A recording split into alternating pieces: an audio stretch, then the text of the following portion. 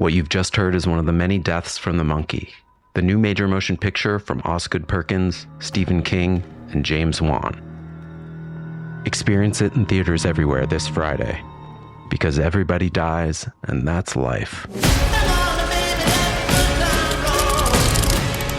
Let's have some fun. At T-Mobile, our critical mission is providing unparalleled 5G coverage for when connectivity is mission critical. Introducing T-Priority, America's best 5G network experience for first responders, even in times of congestion. More capacity, faster speeds, better coverage.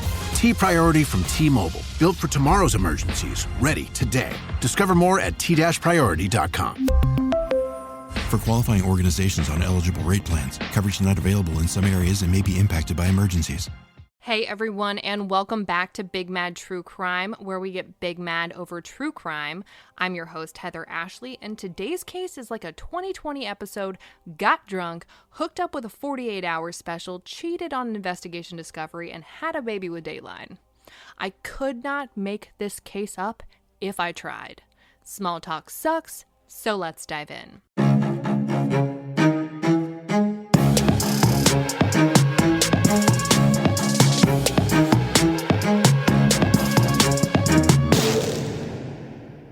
33-year-old Rachael DelTondo was gorgeous, and I'm talking the kind of gorgeous where she walks into the room and you have to talk yourself out of throwing shade at her just because she's so pretty.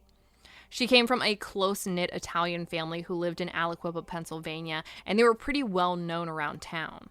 Rachael was an elementary school teacher for a while and was known as the cool teacher. When kids were acting up, the staff would use her as a bribe and tell them that they could go down the hall to see Miss D if they had a good day. She eventually got a job as an online teacher for the Pennsylvania Cyber Charter School, which she stayed at for 10 years. She fell in love with her students and was even known to talk with them outside of school about whatever was going on in their lives, good or bad, and they loved her. People called her a do-gooder. She was one of those people who was always on a mission and was always willing to go the extra mile to help someone out. She had a friend who had gotten addicted to drugs, and Rachael took it upon herself to organize an intervention for her friend and even watch that friend's child for them while they got help. Rachael had been dating her boyfriend Frank for more than half a decade, and he finally popped the question. People knew who Rachael was, but everyone knew who Frank was. He was the CEO of a multi-million-dollar company and was known as the Wolf of Aliquippa. Unfortunately, he did not look like Leonardo DiCaprio. He wined and dined Rachael in Paris and even bought her a shiny white Range Rover. They started planning their wedding, and it was not about to disappoint. These two families went big or they didn't go at all. Rachael custom ordered a $10,000 dress, and they booked a super fancy venue. And while everything seemed really glamorous on the outside, the relationship itself was pretty touch and go. There were allegations of cheating every now and then, and they were from either side. They were known to break up and make up over and over again. Rachael's family wasn't super pumped about how long it took Frank to propose, and when he finally did, they weren't super pumped about how much input he wanted to have on the wedding.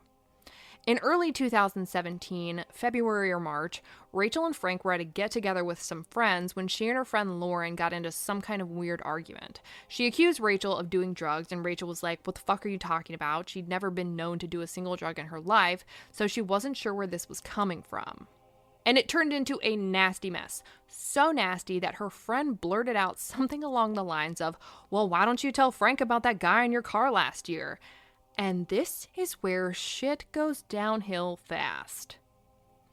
Rachael's like, "I don't know what you're talking about," and her and Frank kind of sort of move on for a couple months, but nothing is ever really the same after. The two finally call it quits for good, and Rachael's family is left scrambling trying to get their $4,000 deposit back for that $10,000 custom dress they were having made.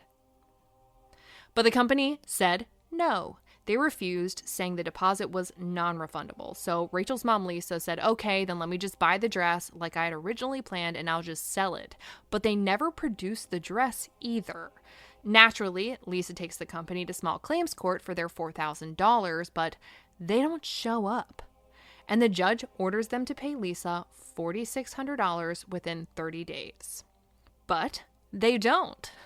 So Lisa goes to the news about it, and Marty Griffin, a reporter for KDKA, gets in contact with this company, and they finally respond. They said that there had been some deaths in the family and that they'd been out of town, but that they'd be sending Lisa a certified check. Finally, Lisa gets her check, and inside is a handwritten note that says, "Please know, Marty, the reporter, had nothing to do with this.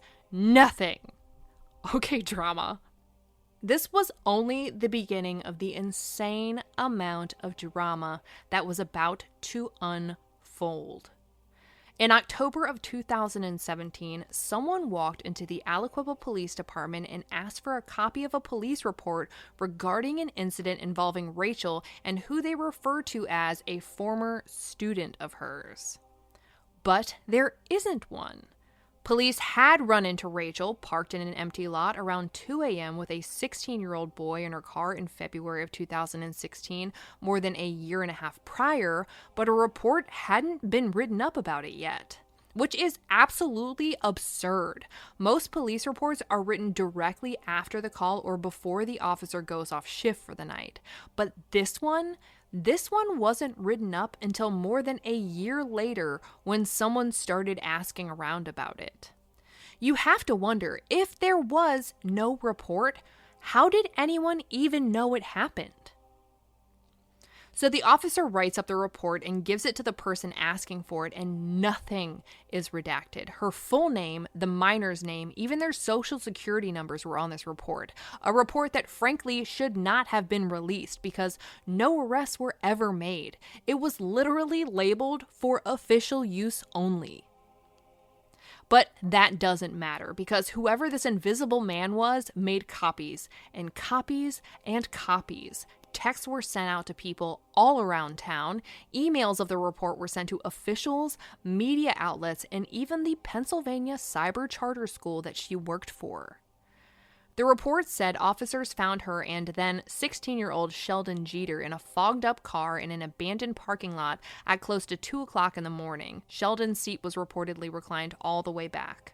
When the officer asked what they were doing there, both of them said that they were just talking, and that Sheldon had called her and said that there were some things going on at home and he was upset and needed someone to talk to, so she picked him up and they parked there to talk. And as shifty as it might sound, there's nothing that proved that that wasn't true or that anything else had gone on. So the officer takes Sheldon home, never speaking to his parents, and Rachael asks him not to tell Frank about it because he'd get upset. He was out of town for the Super Bowl that week and, rich people shit. Frank had connections within the police department. His dad was a cop, and he had even donated them a canine cruiser at one point. Aliquippa is tiny. I called the department, and they said there were only 10 officers. 10. So if you know one, you know them all at this point. But in the end, I guess they kind of did keep her secret, until now at least.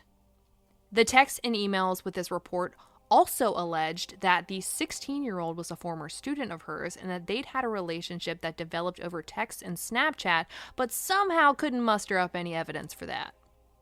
In November of 2017, Rachael was suspended from her job pending an investigation, but noted that Sheldon had never been enrolled in their school. Sheldon had attended the elementary school she worked at years and years prior, but was never one of her students. He, according to the Daily Mail, is one of the kids who would be able to hang out with Misty if he had had a good day. She had known him since he was in elementary school and had kept in contact with him for that long. News reports were going wild. She lost her job. Sheldon's own parents had no idea this had ever happened. The department claimed they'd investigated this incident twice and that nothing was found, which I find hard to believe because it's hard to investigate something there's no report of. Regardless, Rachael's life and reputation was actively being ruined. She lost her fiancé, she lost her job, she lost her credibility, and no one knew who was behind it. 5 months later, Rachael would be found shot to death in her driveway. On Sunday, May 13th, 2018, on Mother's Day of all days, Rachael went out to get some late-night ice cream with a couple of her friends. They dropped her off in the 2100 block of Buchanan Street in Beaverton, Pennsylvania at 10:44 p.m. And at 10:45 p.m., neighbors reported hearing multiple gunshots going off in their quiet, secluded little neighborhood in suburbia. Rachael lived with her parents, and when they heard the shots, they ran outside to see what was going on. They didn't see anyone running. They didn't see anyone speeding off. They just saw their daughter lying at the end of their driveway, dead. She had been shot in the torso 10 times. 10! This was overkill. This was personal. But who did it? There wasn't a shortage of people that clearly had a vendetta against Rachael, but who would want her dead and why? The list you already thought was long was about to get a lot longer. Police investigate the crime scene all throughout the night, and by Monday morning say that they're checking out surveillance cameras throughout the neighborhood to see anyone who went in or came out of the neighborhood around the time Rachael was shot. They've also seized several cell phones they plan to go through to see who Rachael was talking to the night she was killed, what was said, and where their phones pinged. But this is when the dark underbelly of this town starts to unravel. A local news agency called the Beaver Countin reveals that Rachael had actually been working with an investigative reporter of theirs as a confidential source to help uncover corruption in the local police department. And I'm talking big shit like organized crime. The state police had already opened an investigation into the department after her report was released and actually barred Aliquippa PD from having access to any statewide databases between December of 2017 until February of 2018. How they still managed to do their job is beyond me. The Beaverton Countin actually did an article about it back in December of 2017, and someone commented asking if anyone knew when Jennifer was getting whacked. And that comment kind of summarized what she was going through.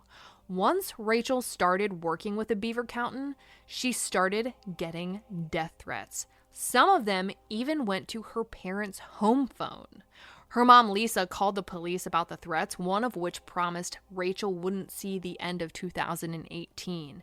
It's no shock that it took 4 days for someone to call her back about the threats. And yes, I said call. When they finally did respond, it was just a phone call. And let's reiterate, Rachael did not live to see the end of 2018. While the police department eventually got their access to statewide databases back, the investigation into the department was still ongoing on so many levels. In fact, Rachael was scheduled to testify in front of a grand jury about it days before she was gunned down in her driveway. By Tuesday, police determined that they're investigating this as a crime of passion. You don't say. They add that she likely knew her killer. But that doesn't narrow anything down. Was it someone pissed about the night in the car with Sheldon? Are they pissed about the wedding dress debacle? Are they pissed she was outing the police department? The same department that's now investigating her murder? There is no shortage of people who seem to have some kind of motive here. The Beaverton County District Attorney tells KDKA that they could not be taking this more seriously. But with all this new information coming out, people have their doubts. And these doubts are only furthered after the Beaverton Countin, who covered every piece of this case that I think a lot of other outlets were afraid to, reported that the Aliquippa police chief is looking to take action against an officer who, quote unquote, engaged in unprofessional conduct that might have contaminated Rachael's crime scene. Not soon after, it's said that a sergeant was placed on paid administrative leave because he was the father of the girl who dropped Rachael off at her house 1 single minute before she was murdered. That officer is the officer who found her in the car with Sheldon 2 years prior and wrote up that report a year and a half later. And in case you were thinking they were now down 2 officers, you'd be wrong. The officer they claim may have contaminated the crime scene is the same officer they said was placed on administrative leave because he was too close to the case. And yes, he is the father of Lauren, the girl who dropped Rachael off the night she was killed. Take it all in. The locals say that he returned to the crime scene that night with his daughter while he was off duty, crossed the crime scene tape, and got into an argument with another officer on scene. According to locals, this officer returned to the scene that night with his daughter while off duty, crossed the crime scene tape, and got into an argument with another officer on the scene. Rachael's ex, Frank, knows he's going to be questioned, so he takes the initiative to head down to the police station with his lawyer in tow to answer any questions they have. Frank tells them that he spent Sunday visiting his and his girlfriend's mom, then grabbed something to eat and spent the rest of the night in his apartment, which could be corroborated by their security cameras, so he seems pretty solid here. His attorney does an interview with the Times Online, and they bring up the possibility of it being a murder for hire if Frank wasn't physically there, and he basically tells him, look, there's no motive here. They had both moved on. Rachael was dating someone new. Frank was dating someone new. There wouldn't be any reason that he would want or need Rachael dead, and I'm kind of with him here. Of all the potential suspects, none of which have been officially named suspects, Frank kind of does seem the least likely at this point. On Thursday, May 17th, the Beaverton County reveals that a search warrant has been issued on the home of Sheldon Jeter, the not former student who Rachael was found in the car with 2 years prior. They had actually spoken to him at 5 a.m. the morning after her murder, and according to officers, he didn't seem to show any emotion whatsoever when they told him why they were there. They asked him where he'd been the night before, and he said he'd run into Rachael and a white girl, Lauren, at the Circle K, and they said that they were going to get ice cream. Then he said he took some buddies home and went home himself, then had a girl who he wouldn't name come pick him up and take him to his mom's place, which he allegedly wouldn't give the address to. Then he said his mom's boyfriend, who he also wouldn't name, drove him back home, and then he just spent the rest of the night writing lyrics and playing video games. They asked him for the clothes he had been wearing that night before, and he gave them a windbreaker, a pair of khakis, a hat, and some shoes. But when police did further investigating throughout the week, they noticed that what Sheldon was seen wearing didn't match the clothes he had given them. And of all the places they did see Sheldon on CCTV, like Walmart and Wendy's, one of which is less than a mile from Rachael's house, they saw no footage of him at the Circle K. If he wasn't there, how did he know she was with Lauren, and how did he know they were going to get ice cream that night? Obviously, they have several questions, and thus the warrant. They look for bloody clothes, which they don't find. They look for a 9mm weapon, which they don't find. So we can safely assume now that the weapon used to kill Rachael was a 9mm handgun. They took some notebooks, clothes, his cell phone, his PlayStation, all the things. Now that they have everyone's cell phones, shit starts to get real fast, and we get an idea of what Rachael did the night she was murdered, who she was with, and how they're all intertwined in the weirdest circle I have ever seen. So hold on to your britches.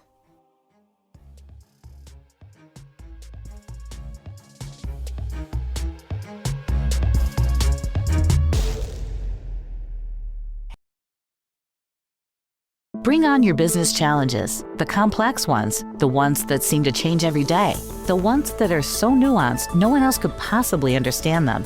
Bring them all on.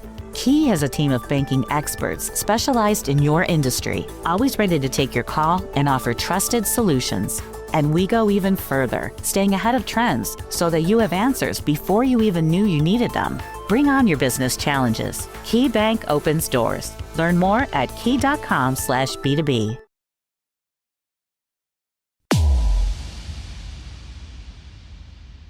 We know that Rachael went to get ice cream with her friend Lauren right before she was murdered. What you didn't know was that Lauren was a minor. Lauren, like Sheldon, was a teenager. Around 8 p.m. on the evening of the 13th, Lauren picked up 33-year-old Rachael DelTondo, and they drove to the Circle K. This is where surveillance picks up her and Lauren, but doesn't pick up Sheldon, even though he says he ran into the two of them here. If he didn't run into them, it's really suspect that he knows that they were there and what they planned on doing after. Anyways, they leave the Circle K and head over to their friend Chris's house and stay for an hour or so before they head back to Rachel's parents' house so she can change her clothes. Rachel gets back into Lauren's car and gets a text at 9:29 p.m. from Sheldon that says, "I won't go, okay?" Which has me asking a bunch of questions. She was obviously telling him she didn't want him going somewhere, but what was said before that? But let's continue with the rest of the night. Rachel's back in Lauren's car now, and they're headed to downtown Aliquippa to pick up Tyree Jeter. They picked up the 26-year-old older brother of Sheldon Jeter.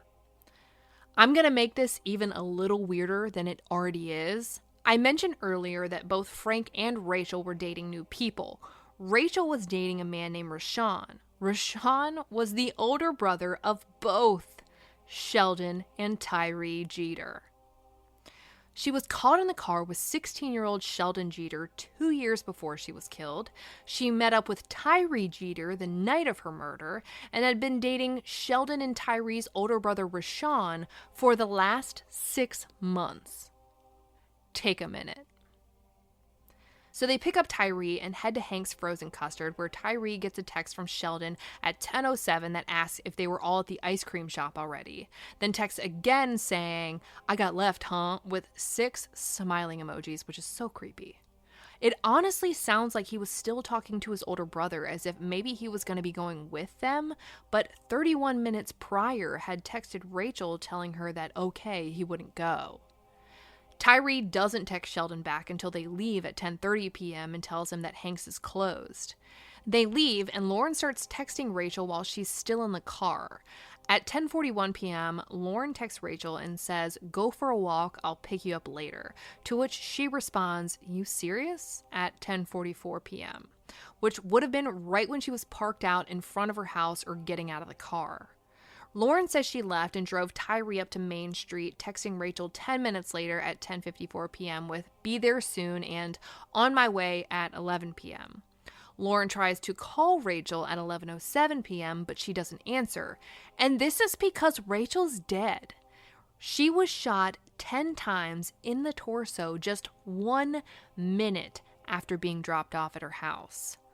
Lauren told police she didn't see or hear anything after dropping Rachel off and driving away, but that's a little hard to believe. You can hear a gunshot up to 2 miles away. It would take someone 4 minutes and 48 seconds to drive 2 miles at 25 miles per hour, the speed limit in a neighborhood. Rachel was killed within 60 seconds of getting out of Lauren's car. Whoever killed Rachel would have had to know she'd be outside of her house that late at night on Mother's Day. On May 18th, the Daily Mail does a report on Rachel's boyfriend, Sheldon and Tyree's older brother, Rashawn, and his interview makes everything worse, as if that's even humanly possible at this point. He says that when him and Rachel started dating back in December of 2017, he called Sheldon to ask him about what had happened in the car that night. And when he did, Sheldon just said, "Why you calling me, bro? You never call, you weird as fuck," and hung up. Okay. Fast forward 2 months, and Rashawn and Rachel are standing outside of Rashawn's house when out of nowhere, his little brother Sheldon, who doesn't seem to be particularly close to him, pulls out front. And then pulls away. Rashawn called Sheldon and told him that if there was a problem, he needed to come back and talk to him about it. So Sheldon pulls back around, gets out of his car, and starts yelling, "That bitch told me she was with Amy," and then yells at Rachel and says, "If my brother wasn't here, I'd fuck you up." Clearly, Sheldon had some feelings and always seemed to know where Rachel was, whether he's keeping tabs on her or she's telling him, since she clearly told him she was with whoever Amy is. Why is she still talking to Sheldon? And with that, why is she lying to him about where she is? Was she leading him on, or was she trying to keep his potentially jealous feelings at bay without hurting him? Rachel had told Rashawn that she felt like she was being followed, but followed by who? The police, who she was about to testify in front of a grand jury about? By whoever got the police report and sent it to anyone with opposable thumbs? Or by Sheldon? It doesn't help the suspicion on Sheldon when we find out that he allegedly made a phone call to a mystery number at 10:46 p.m. the night Rachael was murdered, just 1 minute after she was killed.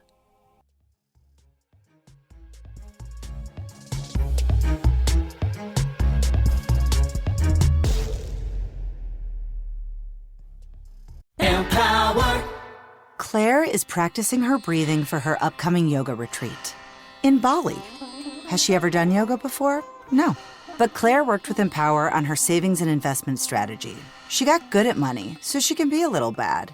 Empower. Invest well, live a little. Join our 19 million customers today at empower.com. Past performance is not indicative of future returns. Investing involves risk. You may lose money. Advisory services are provided for a fee by Empower Advisor Group, LLC, EAG, a registered investment advisor with the Securities and Exchange Commission. Om Namaste.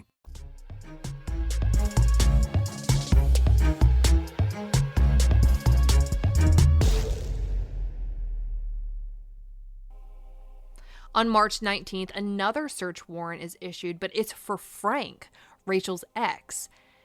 The warrant is honestly really shady. It says that his key fob never swiped into his apartment complex the entire day of the 13th, and that there are no security cameras showing him going into his apartment. But you just need a key fob to get into the entire complex, not into the apartment.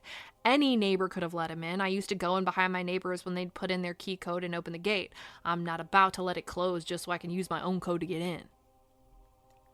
And they're right, there were no cameras specifically set on Frank's apartment because why would there be?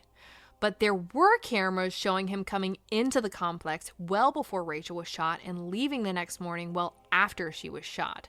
No one really understands the point of this warrant, and it came up completely empty.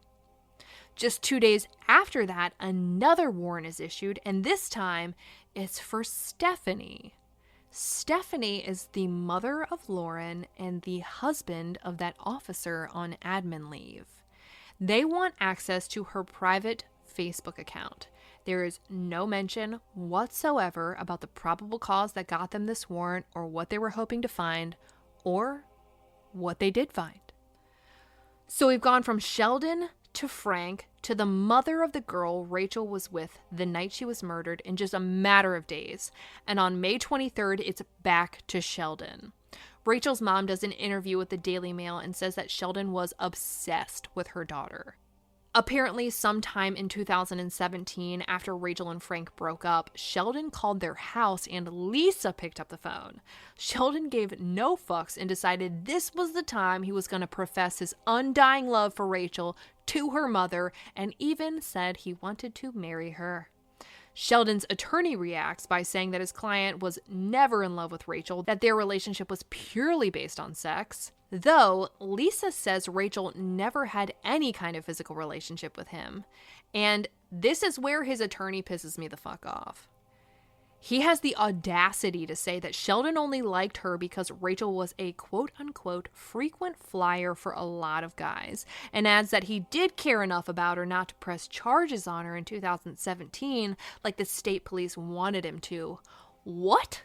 Since when and what charges? The police department said they investigated the reportless incident twice and found nothing. They didn't catch them doing anything nefarious, and if they had, the age of consent in Pennsylvania is 16. So again, what charges? And at what point were the state police ever investigating Rachael? Weren't they investigating the department that leaked her information? Bottom line, it sounds a lot like Sheldon's attorney is trying to squash any kind of jealousy narrative regarding this crime of passion. 2 weeks go by with no news whatsoever, until there's a city council meeting. The Beaverton accountant comes through again and posts a video of this city council meeting, and it is pure gold. The chief of police is front and center with other city council members behind him. They go over various issues, and the chief doesn't seem to care too much at all, periodically picking up his phone and holding it up in front of him, typing with one single finger. But at the very end of the meeting, one of the council members asks 3 of the Aliquippa police officers to come up to the front, and the chief gets a little smirk on his face. It's wiped off as soon as this council member says that he'd like to make a motion to put the chief on paid administrative leave, citing a personnel issue. This guy's face turns a kind of red only Crayola could appreciate. It's really quiet for the longest second in Aliquippa history until you hear a second guy say, "I'll second." Someone starts a roll call vote and every single one of them says, "Yes, yes, yes, yes," as the chief just stares at them, not saying a word. This dude got voted out and had to turn over his gun, badge, patrol car, and keys, and was escorted out of the building by what used to be his own officers. People tried to say that it had nothing to do with Rachel's investigation, and my initial response was, okay, whatever. But then I'm reminded that this department is all sorts of fucked forward, sideways, and backwards. The assistant chief immediately took over as acting chief, and according to the Beaverton Countin, his first rule of order was going to be asking the Pennsylvania State Police to take over Rachel's case, saying that Aliquippa never should have been investigating it. And they all said amen. That amen lasted about 2 whole days before he was arrested. Yes, the new chief was arrested just 2 days after the old one was voted out. For what? Felony distribution of sexually explicit material to a minor, felony unlawful contact with a minor, and misdemeanor corruption of minors. According to WXPI, the Beaverton County Detective Bureau got consent to go through several phones and found a group text between the new chief, someone he refers to as his coworker, his coworker's wife, and their daughter. In the group text, the new chief sent a video of a naked woman from the waist down, exposing her butt and vagina, urinating on a park swing. Again, you cannot make this shit up. When he sent it, his coworker's wife responded that he was a perv and that their daughter didn't need to see that, to which he responded, "She's 21. The coworker's wife corrected him, responding with 17. The 17-year-old girl in this group text was Lauren Watkins. Still think the old chief getting fired had nothing to do with Rachel's case? I don't know how many times this case can come full circle before it implodes. Aliquippa is now down a sergeant and 2 police chiefs. The Beaverton Countin wastes no time and gets an interview with the newly fired second chief, who says that the text was an accident, and bear with him for a second. He said he meant to send it to Kenneth, Lauren's dad, but accidentally sent it to a group text, and I think we've all done that, which is why I delete every single group text as soon as they're finished. I don't know how many times I've texted my dad on accident because he was in a group text with my husband, and it's awkward. Anyways, he says that his arrest is in retaliation, and initially I wanted to roll my eyes, but this text happened in early March. Why didn't they care about it back then, before Rachael was dead, before the old chief was fired, and before he said he was going to ask the state police to take over the case? Remember, the detectives didn't say they got a warrant for those phones. They said they got consent. Who told them about this month-old text that no one cared about until now? When he finally went to court for these charges in October of 2017, Lauren testified for the defense. And they said they wanted nothing to do with this and alleged that Lauren was threatened that if she didn't cooperate, they'd arrest her father. What the fuck is happening in Aliquippa? And an arrest for what? What else could there possibly be? On June 12th, the Daily Mail drops a bombshell. They say that just days after Rachael was murdered, someone came into the Circle K and gave a woman working there a handwritten and folded letter and told her to mail it to her baby daddy, who was an inmate at the Beaverton County Jail. He gets this letter and it tells him that the writer saw Rachael get shot and says that they won't go to jail if they just tell police what really happened. We don't get a whole read of the letter, but those are the pieces we get, and it sounds like this person was trying to convince themselves that if they just told police the truth, everything would be okay, which seems obvious unless the person who shot Rachael was a cop. And that's what it said. The inmate told no one about the letter. He ripped it in half and gave the bottom half of it to his cellmate. And even though he didn't tell anyone about this letter, detectives came to visit him about it in the county jail. He tells him that they don't know what they're talking about, and a few days later tells his mom about the letter when she comes to visit him. She doesn't trust the police, so she calls the state police to tell them about it, and just a few days later, his cell is raided. But not before his cellmate mailed the bottom half of that letter to his attorney. Yeah! All right! Yes! If you thought this was going to stop the fuckery that was unfolding by the psychic PD, you'd be wrong. After their cell was raided for this letter, the cellmate's attorney's office is raided, and then a gag order is placed on the attorney. He cannot legally talk to anyone about Rachel's case or the letter. That letter was allegedly sent and signed by none other than Lauren freaking Watkins. I'll give you a second to pick your jaw up off the floor. Lauren's letter said that she saw the entire thing and that a cop had killed her friend.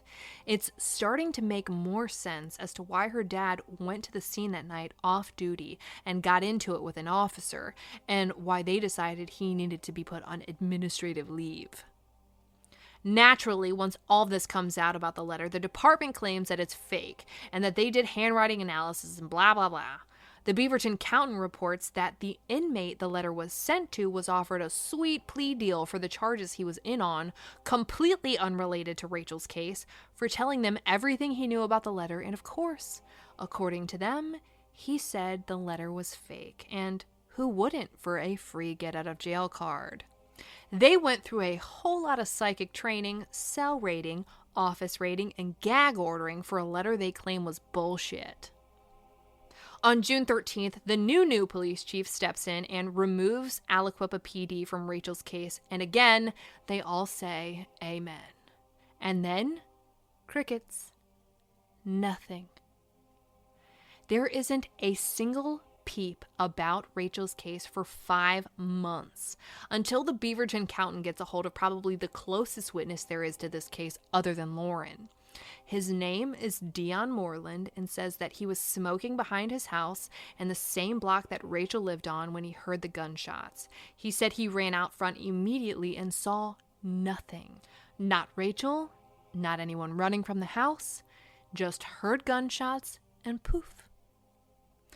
Dion Moreland is the cousin of Sheldon Jeter. Kenneth Watkins gets his job back as a sergeant for the Aliquippa PD. Lord knows they need him since they lost 2 chiefs while he was gone. But the DA throws a huge fit and refuses to prosecute any cases where he was the arresting officer, and even goes as far as saying he plans to drop any pending charges that Watkins filed against anyone. Watkins voluntarily takes a demotion for who knows why, and nothing else happens. An entire year passes, and they're no closer to solving Rachael DelTondo's murder than they were the night that it happened. And frankly, this is the only case where I can say they're probably farther away from solving her murder now than they were before. It's been more than 2 years now, and no one has been arrested, and there are more questions than there are answers about this case. What happened with those phone pings that they said they were going to do on day 1? Where was everyone? Who can be ruled out? Who can't be? Did police ever trace the caller of those threatening phone calls who told Rachael she wouldn't live to see the end of 2018? And if so, who did they come from? And if Lauren did in fact see a cop kill her best friend, why did she text her 10 minutes later saying she was on her way? And if Lauren saw who killed Rachael and Tyree was in the car, wouldn't he have seen them too? I just so happen to be searching Sheldon's name on Facebook, looking to find any comments on old articles from people who might have known him, but instead, new articles were popping up. On May 16th of this year, Sheldon Jeter was charged with murder, not the murder of Rachael DelTondo. After a late-night outing to get ice cream with a friend, his friend was found shot to death in the middle of the street, and Sheldon Jeter was arrested for it. The caliber of the weapon is not the same as the weapon used to kill Rachael, but it makes you wonder. If any updates come in on the murder of Rachael DelTondo, you know that I will update you the second it happens. For all photos and maps pertaining to this case, check out Rachael's highlight at the top of my Instagram profile at @TheHeatherAshley, and join me there tonight at 9 p.m. Eastern, where you go live with me and we talk about the convoluted insanity that is this case. If you like your podcast ad-free, check out our Patreon at patreon.com/BigBadTrueCrime, where for just $1 a month, all of your episodes are totally ad-free. If you need more episodes in your life, for just $5 a month, you get a bonus episode on the first Monday of every month, like today. All your episodes are totally ad-free, and you'll also receive a forever discount code for all Big Mad True Crime merch. And of course, anytime you sign up, you get instant access to all previous bonus episodes. I'll be bringing you a brand new case a week from today, and I cannot wait. But until then, we out.